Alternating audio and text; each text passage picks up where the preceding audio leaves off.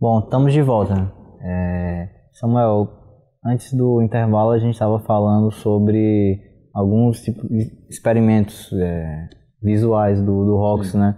Quando ele mata alguém no filme, aparece sempre um X. É muito legal de falar porque o Rox é um diretor que tem uma consciência muito grande do que ele está filmando, né? Então, ele pontua muito bem o que ele quer pontuar, assim, de elementos. Eu acho que isso no Scarface fica muito claro. E é também interessante de se pensar que o filme ele está entre duas guerras, né? Ele está entre a Primeira Guerra Mundial e a Segunda Guerra Mundial.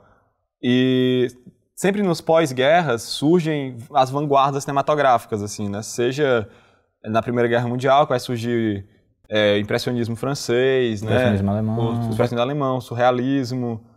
Na pós-Segunda Guerra Mundial a gente vai ter o neorrealismo italiano, né? Que vai influenciar, enfim, todo o cinema moderno, né?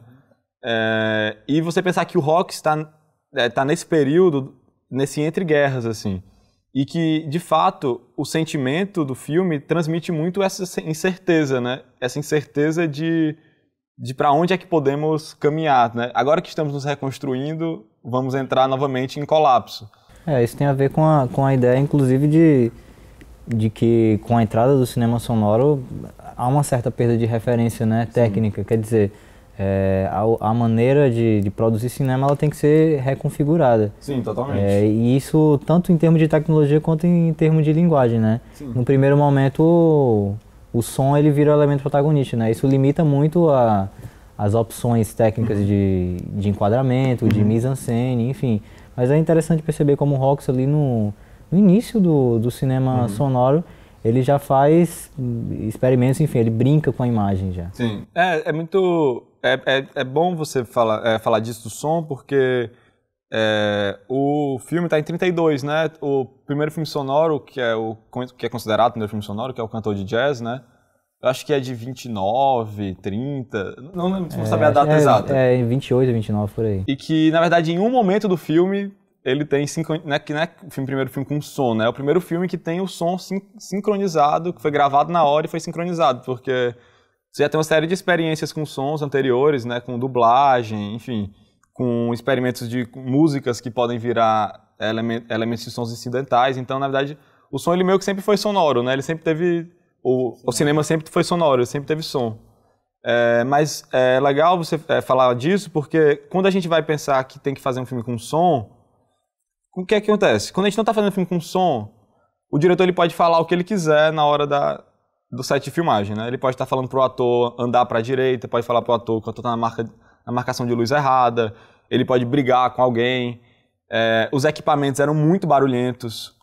Imagina que você tinha uma câmera que era do tamanho de quase um canhão, assim, com um ventilador dentro para poder ela não esquentar, rolando um rolo de 35 milímetros.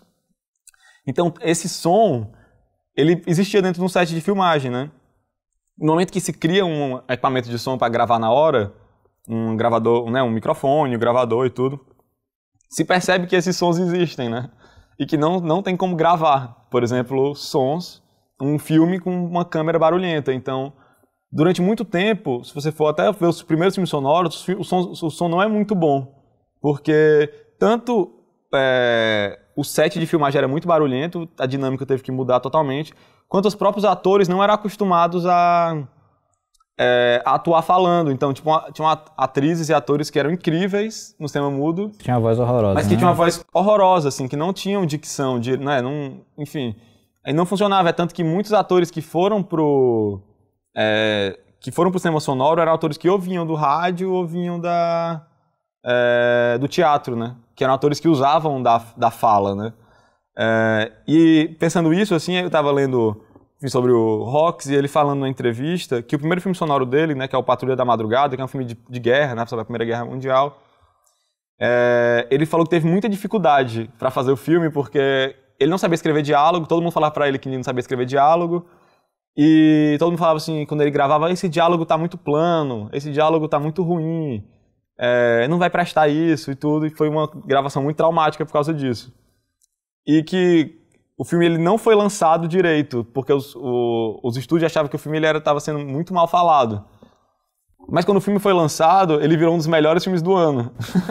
Aí ele faz uma piada que é, depois do filme ser lançado, os produtores começaram a exibir os filmes para alguns diretores que eles iam contratar falando assim, olha, isso é que é um diálogo bom.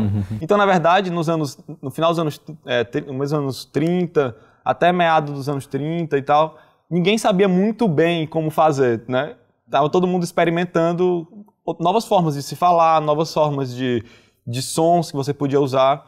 E no Scarface a gente tem um exemplo que eu acho muito interessante, que é um exemplo muito raro até hoje, se você for pensar, que é de você ter uma sonoridade que caracteriza o personagem, né? Então o Tony, na primeira sequência do filme, que você tem um assassinato, tem a morte do chefão da máfia, e você não vê quem mata, tudo você vê pelas sombras, assim, é um jogo de sombras que tem muito a ver com o expressionismo alemão, que é pós-Primeira Guerra Mundial, que vai ter muito a ver com o filme noir, né? E o Howard Hawks fez filme noir também. Exatamente. Ele é influenciado pelo expressionismo alemão. Sim, e ele é muito fã do Murnau, que é o diretor do Nosferatu, né? E ele vai caracterizar a morte a partir de um assobio, né? O personagem, o assassino, está assoviando quando mata. E você não vê o rosto desse assassino. E depois, né, mais pra frente do filme, você vai ter o Tony assoviando. Então é muito interessante como, mesmo no início do som, você já tinha uma utilização narrativa muito interessante, que não é só o som que está ali, né? O som da porta, o som mas o som que cria o personagem, né? Não é utilizar o som de maneira meramente funcional, né? Quer dizer, ele é um elemento narrativo mesmo. Eu acho isso interessante de pensar, inclusive, hoje em dia, com o uso da tecnologia, por exemplo, do 3D, e de você ou filmar em 3D ou converter, porque o ingresso vai ser mais caro, o estúdio vai ganhar mais dinheiro, e de não usar a linguagem de forma adequada, né? Sim. Eu acho que, na verdade, as tecnologias estão aí, né? Você nunca pode negar essas tecnologias, seja o 3D, seja o som nos anos 30, ou o Technicolor, por exemplo, já nos anos 40 e tal, né? Final dos anos 40. Você não pode negar as tecnologias, né? Você tem que entender para que é que elas podem lhe servir, né? Então, mas isso, o 3D, você tem exemplos muito interessantes do 3D, né? Você pegar o Herzog, né, com a Caverna dos Sonhos Esquecidos, o Pina, do Wim Wenders, né? Scorsese também, Scorsese, o Hugo, que é um 3D muito interessante, inclusive. Mas se você voltar muito mais ainda, o Hitchcock trabalhou com 3D também, Sim, o Disquinho pra Matar, o Frankenstein. Tem o Casa de Cera também, aliás, o Museu de Cera, Sim. que é um filme incrível também, 3D da década de 50. O X-House. Né?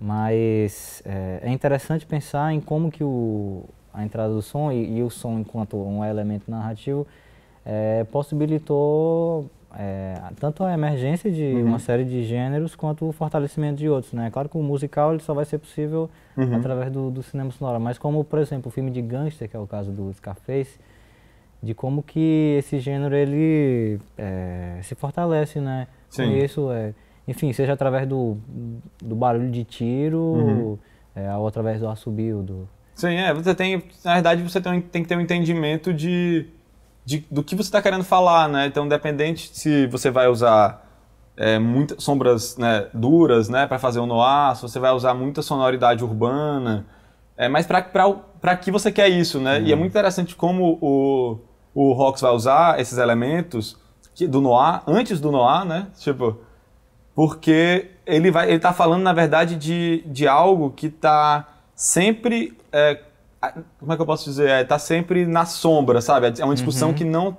Ele até fala, é interessante, no começo do filme, tem uma cartela, assim, tem umas cartelas que falam que esse filme, ele é feito primeiramente para denunciar essa violência. Isso está de acordo com o Código Moral, sim, né? Sim, mas é muito interessante se você pensar isso, porque ele bota essa cartela no começo.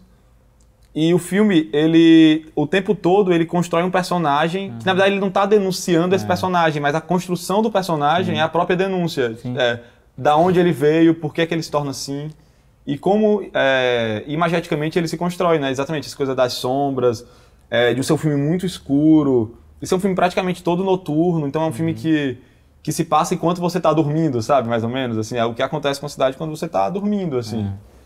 Então, eu acho uma perspectiva muito interessante de se pensar um filme dos anos 30 trabalhando dentro desse lugar, assim. E querendo ou não, o Rock, se a gente for pensar depois da censura, né, ele é uma das figuras mais importantes para burlar tudo isso, né, porque ele vai trabalhar com a comédia, né, comédia escrachada, né. E se ele é fã do Lubitsch, mais ainda. Exatamente, né? tipo, você vai ter o Preston Sturges também, com Sullivan Way, você vai ter o próprio Billy Wilder com The Major and the Minor, que é um filme que basicamente fala de pedofilia e os censores não censuraram, assim, tipo, que é um filme super radical. E ele mesmo fala, eu não sei como os censores não perceberam isso, assim. Então esses diretores, que querendo ou não são diretores que trabalham diversos gêneros, né? Se pensar, o Hawks é isso, fez faroeste, fez gangster, fez comédia, o Billy Wilder fez comédia, fez noir, fez filme de aventura, sabe?